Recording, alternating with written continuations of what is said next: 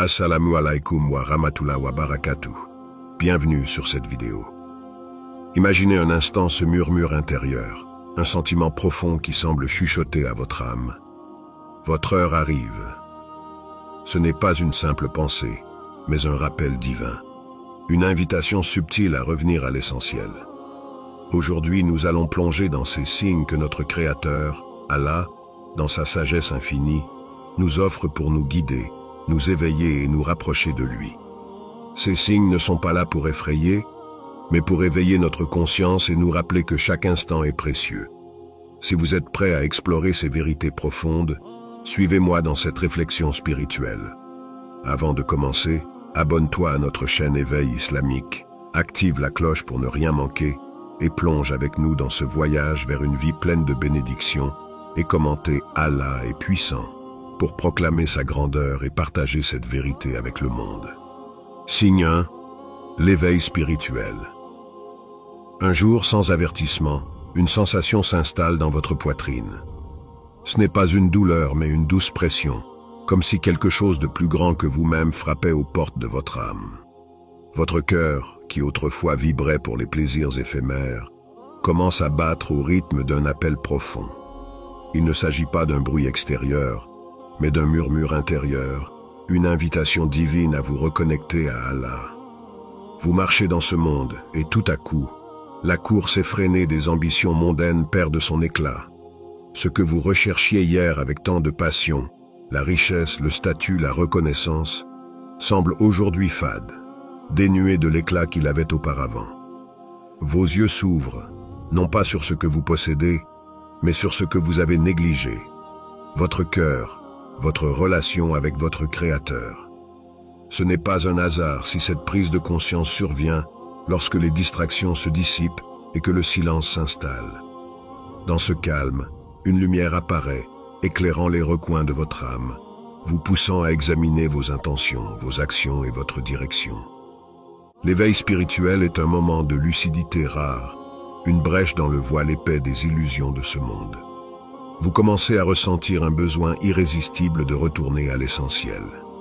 Ce n'est pas une quête intellectuelle ou un simple effort rationnel. Non, c'est plus profond, plus viscéral. Votre âme réclame une paix qu'aucun bien matériel ne peut offrir. Vous vous retrouvez attiré par des moments de solitude où vous réfléchissez à ce qui a du sens. Vous vous posez des questions que vous aviez peut-être évitées. Pourquoi suis-je ici? Suis-je prêt pour ce qui m'attend après cette vie? Ce qui est étonnant, c'est la subtilité avec laquelle cet éveil se manifeste. Il ne vient pas avec fracas, mais avec une douceur inégalée. Vous commencez à ressentir une inclinaison naturelle vers la prière, un besoin de purifier vos pensées et de réorganiser vos priorités. Chaque moment passé en présence d'Allah, dans l'intimité de votre prière, devient un refuge, un espace où votre âme peut respirer. C'est là que vous découvrez que votre bonheur ne réside pas dans ce monde matériel, mais dans votre lien avec celui qui vous a créé. Cet éveil spirituel est une bénédiction précieuse. C'est un appel divin à revenir à Allah avant qu'il ne soit trop tard. Il vous prépare doucement mais fermement à un voyage éternel. Vous commencez à voir les signes partout autour de vous, dans la nature, dans les épreuves, dans les moments de joie et même dans le silence. Chaque élément de votre existence semble vous dire « Tu n'es pas ici pour toujours. Prépare-toi à ton retour. » Lorsque ce moment arrive, il ne laisse aucun doute dans votre esprit. Vous comprenez alors que ce monde n'est qu'un passage, une préparation pour l'éternité. Ce frisson intérieur, cette soif de vérité, est un rappel qu'Allah, dans sa miséricorde infinie, ne cesse jamais d'appeler ses serviteurs à revenir à lui. C'est une opportunité, une porte ouverte vers une transformation qui transcende tout ce que ce monde peut offrir. Vous ressentez une gratitude immense, car vous réalisez que cet éveil est une preuve de l'amour d'Allah pour vous, une invitation à vous reconnecter à la source de toute vie. Signe 2. Les épreuves comme moyen de purification. Une épreuve n'est jamais simplement un obstacle, c'est un message, un appel divin enveloppé dans un voile de difficulté. Lorsque la vie semble vous briser, lorsque les fondations sur lesquelles vous avez construit votre existence commencent à s'effondrer, c'est souvent à ce moment que la voix subtile d'Allah vous atteint. Ce n'est pas un cri, mais un chuchotement puissant. Reviens à moi. Tout ce que tu cherches se trouve auprès de moi. Les épreuves sont conçues sur mesure. Elles ne sont ni accidentelles ni arbitraires. Dans sa sagesse infinie, Allah sait précisément ce dont chaque âme a besoin pour se purifier et se rapprocher de lui. Ce qui peut sembler être une montagne insurmontable est en réalité un tremplin vers un renouveau spirituel. Quand un être cher s'en va, quand la santé vacille ou quand le cœur est brisé, ce ne sont pas des punitions. Ce sont des mains tendues, des rappels que ce monde est temporaire et que le véritable refuge se trouve dans l'éternité. Chaque larme versée, chaque moment de douleur contient une leçon. Ces épreuves ne sont pas là pour affaiblir votre foi, mais pour la fortifier. Elles sont comme un feu qui purifie l'or, brûlant les impuretés pour révéler l'éclat de votre âme. Elles vous rappellent que les choses auxquelles vous vous accrochez, richesse, relations, reconnaissance, ne sont que des ombres, des illusions fragiles. Allah vous apprend, à travers ces moments de vulnérabilité, que vous êtes destiné à quelque chose de bien plus grand. Dans ces instants d'épreuve, une transformation subtile s'opère. Vous vous retrouvez confronté à des questions qui percent les défenses de votre cœur. Pourquoi moi? Que dois-je apprendre? Où puis-je trouver la force pour continuer? Et la réponse se trouve toujours dans la soumission à Allah. Ce n'est pas une soumission de faiblesse, mais une soumission qui libère. Vous comprenez que chaque perte vous débarrasse des attaches mondaines et que chaque douleur est une purification. Lorsque vous êtes submergé par une difficulté, il peut être tentant de croire qu'Allah vous a oublié. Mais en réalité, c'est tout le contraire.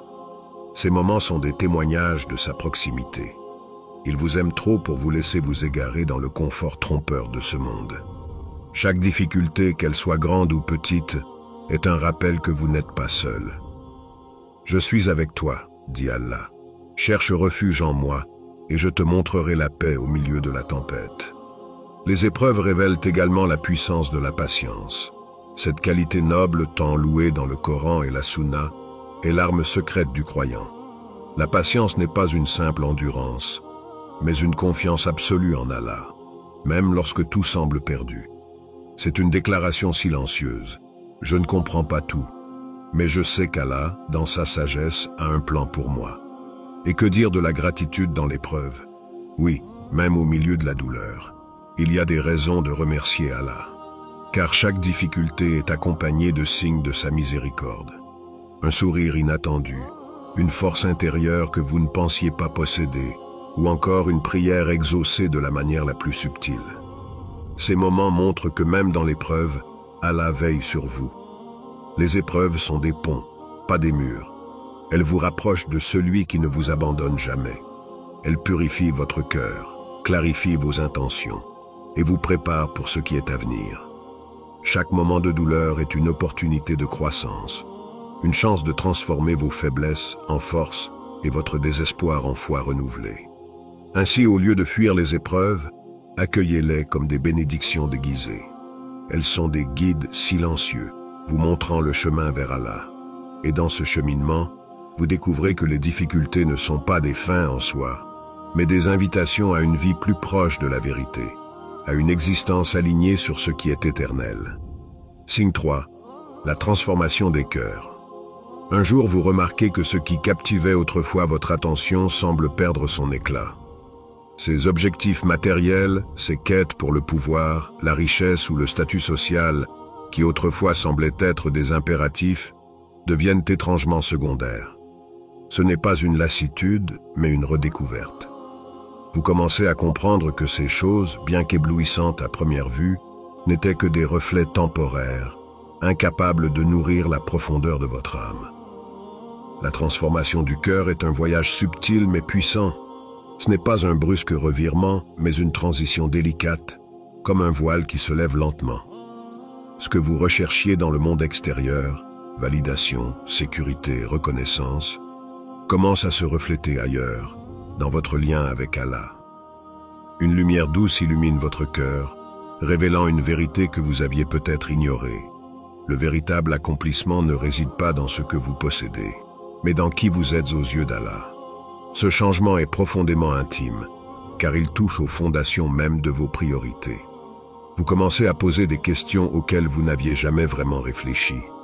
Pourquoi est-ce que je poursuis cela? Est-ce que cette quête me rapproche d'Allah ou m'en éloigne? Ce sont des questions inconfortables, mais essentielles, car elles vous conduisent à examiner votre vie avec une honnêteté que vous aviez peut-être évitée jusqu'alors. Le cœur, une fois transformé, aspire à plus de simplicité, à plus de pureté. Ce qui semblait autrefois essentiel, comme accumuler des possessions ou obtenir l'approbation des autres, devient moins important. À leur place, une nouvelle quête émerge, celle de plaire à Allah, de rechercher sa satisfaction, de vivre une vie en harmonie avec ses commandements. Ce n'est pas une fuite des responsabilités mondaines, mais un réalignement. Vous comprenez que vos ambitions ne doivent plus être guidées par l'ego, mais par la volonté de contribuer à quelque chose de plus grand, quelque chose de durable. La transformation des cœurs ne s'arrête pas à la simple prise de conscience. Elle se manifeste dans vos actions, dans vos relations, dans vos choix quotidiens. Les actes autrefois accomplis par habitude ou pour impressionner prennent désormais un sens plus profond. Une aumône, un sourire sincère, une prière effectuée avec dévotion.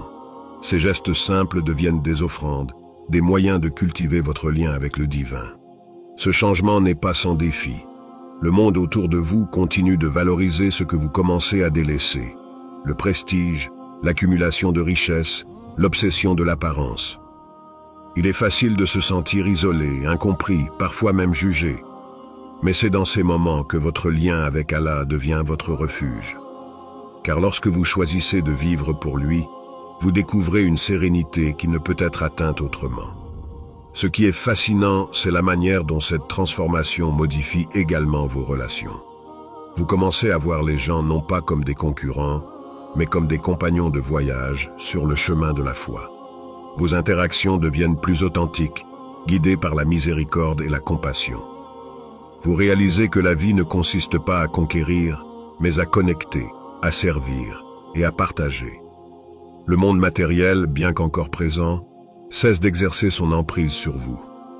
Les possessions deviennent des moyens et non des fins. Une maison n'est plus qu'un abri temporaire, une voiture un simple outil, et l'argent un moyen de faire le bien. Ce détachement ne vous rend pas insensible ou passif.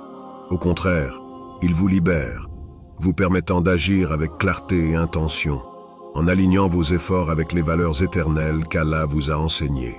Et dans cette réorientation, votre cœur trouve enfin la paix. Ce n'est pas une paix qui dépend des circonstances, mais une paix enracinée dans la certitude que vous vivez pour ce qui compte vraiment. Cette transformation n'est pas un aboutissement, mais un début. Le début d'un voyage vers l'éternité, un voyage qui commence avec un cœur aligné sur la vérité. Signe 4. Les signes cosmiques et universels. Regardez le ciel, vaste et insondable. Chaque étoile qui scintille, chaque nuage qui s'étire, chaque goutte de pluie qui tombe est un signe. Un rappel muet mais puissant de la grandeur d'Allah. Les cieux, dans leur immensité, racontent une histoire que seul un cœur attentif peut entendre. Ils ne sont pas là par hasard, mais pour nous rappeler que l'univers tout entier, dans sa complexité et sa beauté, est soumis à la volonté du Créateur. Lorsque l'obscurité s'étend soudainement en pleine journée lors d'une éclipse, ou que les vents rugissent lors d'une tempête, il est impossible de ne pas ressentir une certaine humilité. Ces événements transcendent notre compréhension humaine, brisant l'illusion que nous contrôlons tout. Allah, par ces phénomènes extraordinaires, nous montre la fragilité de notre existence et la puissance de son autorité. Ils sont un rappel que notre vie sur cette terre est temporaire et que l'heure approche. Mais ces signes cosmiques ne sont pas simplement des spectacles extérieurs. Ils résonnent profondément en nous, déclenchant un éveil spirituel. Lorsque vous levez les yeux vers un ciel étoilé, ne ressentez-vous pas un mélange d'émerveillement et de petitesse? C'est comme si l'univers tout entier vous murmurait « Revenez à votre Créateur, souvenez-vous de votre but ». Ces moments de connexion avec la création nous rappellent que nous sommes une partie infime d'un plan divin bien plus vaste. Les tempêtes et les tremblements de terre, bien qu'effrayants, portent également un message spirituel. Ces événements, si brutaux soient-ils, ne sont pas dépourvus de sens. Ils sont un appel à réfléchir, à se recentrer, à se tourner vers Allah dans l'humilité et la gratitude. Ce sont des rappels que, malgré toutes nos réalisations, nous sommes totalement dépendants de sa miséricorde. Quand la terre tremble ou que la mer se soulève, nous réalisons combien nos constructions, qu'elles soient physiques ou émotionnelles, sont précaires face à la volonté divine. Chaque changement dans l'univers, des marées aux éclipses, est un signe pour ceux qui veulent voir. Dans le Coran, Allah nous appelle à contempler ces phénomènes. Ne voit-il pas les royaumes des cieux et de la terre et tout ce qu'Allah a créé? Surat Al-Araf 7:185. Cette contemplation n'est pas simplement une activité intellectuelle, mais une invitation à la soumission et à la reconnaissance de sa grandeur. Ces signes ne se limitent pas aux événements grandioses. Même dans les petites choses, Allah laisse des messages pour ceux qui prennent le temps de réfléchir. Le cycle des saisons, la naissance d'une nouvelle vie, le mouvement constant des astres, tout cela témoigne d'un créateur qui orchestre chaque détail avec perfection. Ces rythmes naturels, si constants et prévisibles, rappellent que tout est soumis à sa volonté et que l'heure viendra, tout aussi inévitablement. Cependant, ces signes universels ne parlent pas uniquement à nos yeux, mais aussi à nos cœurs. Ils provoquent des questions qui transcendent le matériel. Qu'ai-je fait de ma vie? Suis-je prêt pour ce qui viendra après? Ai-je utilisé ce temps sur terre pour me rapprocher d'Allah? Ces interrogations, éveillées par la contemplation des signes divins, sont des moyens pour Allah de nous guider vers un chemin de réflexion et de repentir. Ces phénomènes naturels, aussi impressionnants soient-ils, ne sont que des ombres de sa puissance réelle. Si un simple orage peut inspirer une telle crainte et un tel respect, que dire de ce qui nous attend lors du jour dernier? Ces rappels nous invitent à ne pas attendre cet instant pour nous soumettre, mais à agir dès maintenant, à vivre chaque jour comme une préparation pour ce moment inéluctable. Ainsi, chaque lever de soleil, chaque battement d'aile d'un oiseau, chaque souffle du vent devient une opportunité de connexion avec le divin. Les signes cosmiques et universels ne sont pas simplement des phénomènes physiques. Ils sont des messages destinés à éveiller notre âme. Ils nous appellent à lever les yeux non seulement vers le ciel, mais aussi vers l'intérieur, pour y trouver une vérité plus profonde. Nous appartenons à Allah, et c'est vers lui que nous retournerons. Signe 5, le retour à Allah par la repentance. Il y a des instants dans la vie où tout semble s'arrêter. Un moment de silence, un battement de cœur suspendu et une réalisation éclatante. Je dois revenir à Allah. Ce sentiment ne vient pas de nulle part. C'est un appel intérieur, un murmure de votre âme, une vérité que vous ne pouvez plus ignorer. Vous ressentez un poids, non pas celui du désespoir, mais celui de la responsabilité, un rappel que vous avez été créé pour un but plus élevé. Ce moment est le premier pas vers la repentance. La repentance, ou Toba, n'est pas simplement un acte de regret. C'est un acte de courage, une reconnexion consciente avec votre Créateur. Lorsque vous vous tenez seul, dans l'intimité de votre prière, les larmes coulant sur vos joues, ce n'est pas un signe de faiblesse. C'est un témoignage de votre foi, une déclaration que vous reconnaissez vos erreurs et que vous désirez ardemment le pardon d'Allah. Dans ce moment, vous sentez un mélange de vulnérabilité et de puissance. Vous êtes vulnérable car vous vous tenez humblement devant Allah, mais puissant car vous savez qu'il répond à ceux qui l'appellent sincèrement. Le voyage de la repentance commence par un examen intérieur. Vous regardez en arrière et voyez les moments où vous avez failli, les occasions manquées de bien agir, les erreurs répétées malgré les rappels. Cela peut être douloureux, mais ce regard honnête sur soi-même est essentiel, car sans reconnaissance des erreurs, il ne peut y avoir de véritable changement. Oh Allah, pardonne-moi pour ce que j'ai fait, consciemment ou non, et guide-moi sur le droit chemin. Ces mots, murmurés avec sincérité, sont le début d'une transformation profonde. Ce qui distingue la repentance dans l'islam, c'est sa simplicité et sa profondeur. Allah n'exige pas de médiateur, ni de rite complexe. Tout ce qu'il demande, c'est un cœur sincère, une intention pure et un engagement à changer. Et ceux qui, s'ils commettent une faute ou causent une injustice envers eux-mêmes, se souviennent d'Allah et demandent pardon pour leurs péchés. Sourate Al-Imran 335. Ce verset est une promesse, un rappel que, peu importe l'ampleur de vos fautes, la porte de la miséricorde d'Allah est toujours ouverte. La repentance est une purification, mais elle ne se limite pas à demander pardon. Elle exige un effort conscient pour ne pas répéter les erreurs du passé.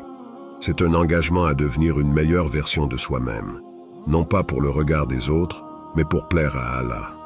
Chaque fois que vous résistez à la tentation, chaque fois que vous choisissez le bien plutôt que le mal, vous renforcez ce lien avec lui. Ce processus peut être difficile, mais c'est dans cette lutte que réside la véritable beauté de la foi.